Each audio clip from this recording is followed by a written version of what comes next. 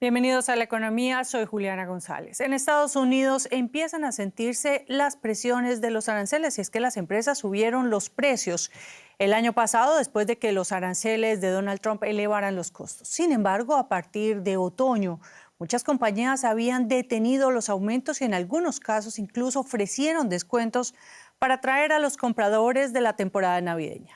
Esa pausa en los precios ha terminado. Muchas empresas suelen incrementar precios al inicio de un nuevo año, pero según datos del UBS, de este banco, los aumentos en enero fueron más fuertes de lo habitual en productos electrónicos, electrodomésticos y otros bienes duraderos.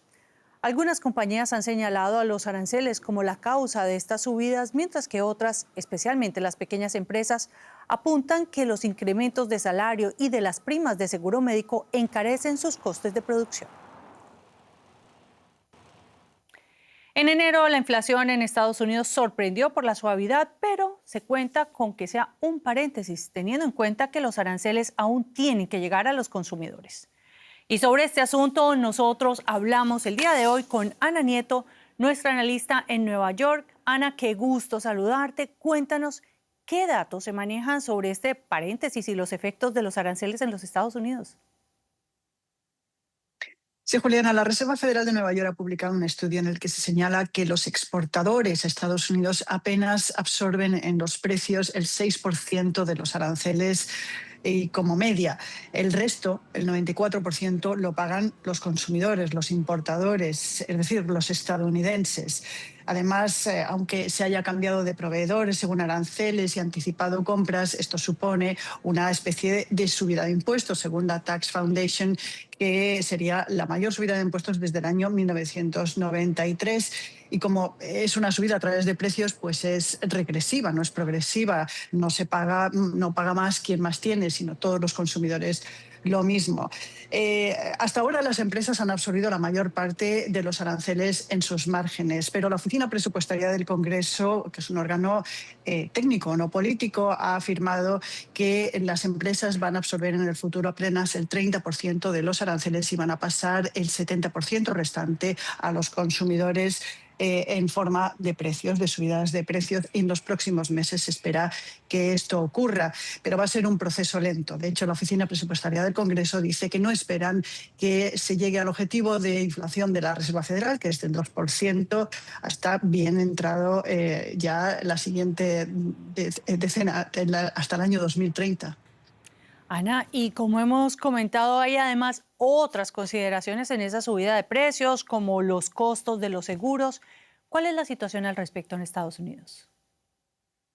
Sí, las empresas en Estados Unidos que ofrecen y pagan parte de los seguros médicos de sus empleados y de sus familias tienen ante sí este año el mayor aumento de los costos por esta partida en los últimos 15.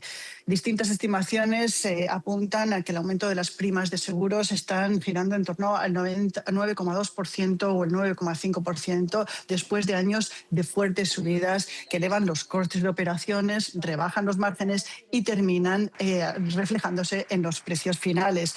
Son los altos costos de la salud que también sufren de inflación los que están elevando estos precios. Ana Nieto, muchas gracias por estos análisis desde Nueva York. Gracias, Juliana. México y Canadá presentarán un plan de acción conjunto sobre minerales, infraestructura y cadenas de suministro en la segunda mitad de este año. El ministro de Economía de México, Marcelo Ebrard, reportó sobre esta iniciativa tras reunirse con el ministro de Comercio de Canadá, Dominic LeBlanc, en Ciudad de México. La propuesta busca establecer unas relaciones comerciales más competitivas. En julio de este año está prevista la revisión del Tratado Comercial con Estados Unidos, un pacto que ha cambiado por completo en este segundo mandato de Donald Trump, en el que inició su guerra arancelaria. Una delegación de la Secretaría de Hacienda de México visitará Canadá para continuar las conversaciones, aunque de momento no se ha precisado una fecha. Y el grupo alemán Volkswagen se ha visto impactado por la política arancelaria de Estados Unidos y la dura competencia dentro del sector automotriz. Según reportes de medios de comunicación, Volkswagen tiene previsto poner en marcha un nuevo programa de ahorro de aquí a finales de 2028. Se reducirán los costos en todo el grupo en un 20% y parte de la producción se trasladaría fuera de Alemania. La mayor automotriz de Europa tiene que idear algo para volver a ser competitiva a nivel internacional. Pero primero el director general Oliver Blume quiere ahorrar mucho, unos 60.000 millones de euros de aquí a finales de 2028. Eso supone un 20% para todas las marcas y todos los tipos de costos. El grupo también está bajo presión financiera. La caída del consumo en China y la política arancelaria de Estados Unidos causa graves problemas.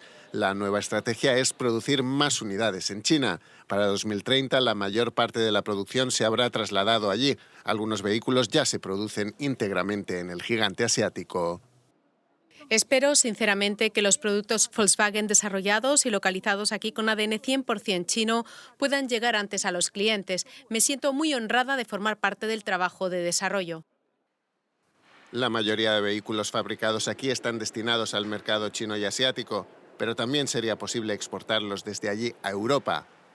La Comisión Europea anunció la semana pasada que los vehículos Volkswagen fabricados en China también podrían quedar exentos de aranceles de importación bajo determinadas condiciones. En estos momentos a Volkswagen le resulta más rentable fabricar íntegramente en China, donde los tiempos de desarrollo de nuevos modelos podrían reducirse en torno a un 30%. Por ello es posible que pronto se cierren por completo algunas fábricas de Volkswagen en Alemania. Los ciberataques globales a empresas costaron 8,5 billones de euros solo en la segunda mitad de 2025. En su mayoría se trata de secuestros de datos para después venderlos o extorsionar a las víctimas. Tras el robo, los atracadores exigen dinero a cambio de devolver la información. La demanda media ronda los 100.000 euros y solo el 36% de las compañías opta por pagar. Sin embargo, el daño económico no se limita al eventual rescate. A esta suma hay que ponerle además el costo de la interrupción operativa, que es el periodo en el que la empresa no puede desarrollar su actividad con normalidad a causa del ataque. Y repasamos ahora otras noticias destacadas en la economía. Tesla comenzó a implementar el asistente de inteligencia artificial Grok de forma gratuita en los vehículos que comercializa en el mercado europeo. La inteligencia artificial desarrollada por la empresa xAI se usará en los Tesla para iniciar comandos de navegación a petición del conductor. El gobierno de España presentó un nuevo fondo de inversión pública para afrontar la crisis inmobiliaria. Con este nuevo fondo confía recaudar 120.000 millones de euros y paliar así la falta de viviendas. El fondo busca reemplazar las decenas de miles de millones procedentes del Next Generation de la Unión Europea que expiran a finales de este año. El sector textil argentino advierte que la competencia de las importaciones baratas impactará en los empleos. Fábricas textiles dan trabajo a aproximadamente unas 500.000 personas en el país. La ropa importada está inundando el mercado de Argentina, presionando a los productores locales y debilitando a las fábricas nacionales. Eso amenaza la supervivencia de este sector y también los empleos. El gobierno, por su parte, subraya que el ingreso masivo de importaciones con la llegada de plataformas chinas bajó los precios, los beneficios de los consumidores en un país donde la indumentaria ha sido históricamente costosa. Los fabricantes creen que la situación actual puede acabar por completo con la producción local. Y a propósito de la industria textil, esta evoluciona tecnológicamente a pasos agigantados. El desarrollo de fibras de alta tecnología gana cada vez más relevancia y a medida que crece esta demanda, India aspira a convertirse en una potencia mundial del sector. Cada año más de 90 millones de toneladas de ropa en todo el mundo terminan en la basura. La llamada fast fashion ha provocado un problema de residuos gigante. Pero la ropa representa poco más de la mitad de toda la producción textil. También hay textiles para el hogar, como ropa de cama o manteles. Los tejidos tecnológicos son cada vez más importantes. Se utilizan en aviones, automóviles y edificios.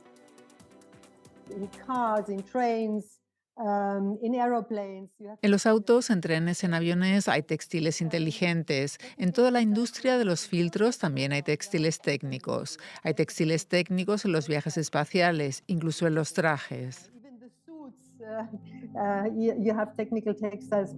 Los tejidos inteligentes son uno de los focos de investigación en el Instituto de Tecnología Textil de Aquisgrán. Solo un ejemplo. Esta máquina de tejer por urdidumbre biaxial nos permite procesar los materiales de alta resistencia que se usan en la construcción. Hace mucho tiempo que se usan tejidos en la construcción. en tejados, en aislamiento o en fachadas decorativas. Otra cuestión es su uso como material estructural. El concreto reforzado con textiles, por ejemplo, aún no está homologado en Alemania. Llevamos 20 años investigando el tema en Aquisgrán, en Dresde, con otras universidades. Estamos cada vez más cerca de obtener la aprobación, pero el gran avance aún no se ha producido. Mohit Raina también participó en esta investigación. Se doctoró en Ingeniería Textil en la Universidad de Aquisgrán. Cuando regresó a Bombay, fundó su propia empresa y ahora produce componentes de concreto reforzado con textiles para la industria de la construcción. Fuimos los primeros en importar la tecnología de Alemania a la India. Me pareció muy interesante para evitar la corrosión, más aún en un país como India, donde con tanta agua alrededor que puede corroer el acero en la construcción, tenemos una solución con fibras y textiles. Su negocio tiene relación directa con la política económica de la India, donde el gobierno está invirtiendo mucho en textiles técnicos. India tiene una larga tradición en el uso de fibras naturales, pero estas no dan la misma imagen de calidad ni los mismos ingresos o beneficios que los textiles técnicos. Por eso el gobierno indio ha realizado grandes esfuerzos para promover los textiles técnicos en los últimos años. Estos edificios tendrán fachadas hechas de paneles de concreto reforzado con textiles. Se consideran respetuosos con el clima porque al ser más delgados se emplea menos material. Y así llegamos nosotros al final de las noticias económicas. Los invito a que visiten nuestra página web, como también nuestras redes sociales, donde encontrarán más información. En nombre de todo el equipo de DW en español aquí en Berlín, gracias por elegirnos y hasta la próxima.